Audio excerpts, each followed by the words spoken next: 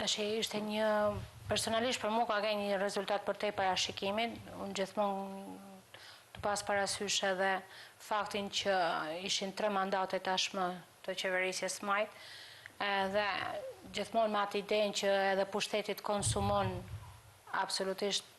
qoftë në pjesën e realizimit premtimeve që ti ke dhënë apo edhe të programit qeverisës në mandatet paraardhëse, gjithmonë ka menduar që ose do të qëndronte në kufijën e mandateve të zgjedhjeve të 2021-shit, ose do të kishte një tkurrje të vogël, duke patur parasysh edhe depërtimin e partive të reja, të cilat gjithashtu pretendonin për mandate dhe me të drejtë në këtë parlament do t'i kemi parti parlamentare, si që është nisma apo mundësia. Dhe në këtë kontekst nuk e mendoja kursesi që Partia Demokratike do të përfundonte aktualisht me sa bi unë është tek 50 mandatet. Tek 50 mandatet? Dhe duke... 11 mandate dhe i të ku me poshtë? Po, me poshtë. Dhe pavarësisht sido që ta shohësh një diferencë ka që madhe absolutisht që nuk është një lajm i mirë le themi për pluralizmin në vetvetet, pavarësisht se kemi parti të reja në parlament, kemi një konfigurim të ri nga shtatori në legjislaturën e ardhshme, por gjithsesi fakti që mazhoranca thellon atë e përsinë e saj duke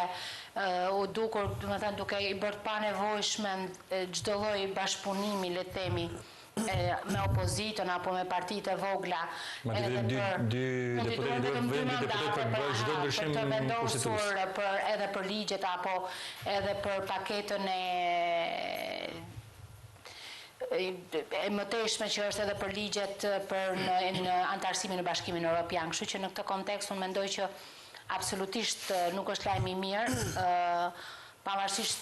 binjeve që mund të kenë secilit, por sepse mazhoranca sado kudo duhet jetë e kontrolluar dhe i vetmi mjet është opozita e fortë. Kështu që në këtë numra tregojnë që edhe këtë mandat, Partia Socialiste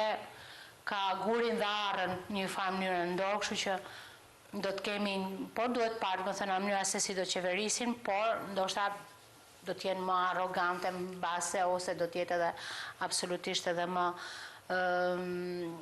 kundrejt partive të tjera, me të drejtë, shumë për shkak të epërsisë, edhe nuk dua të them autokratës, dua ta përdor këtë shprehje, po deri diku mund të shohim edhe notat të tilla të autokracisë. Në fakt, tashme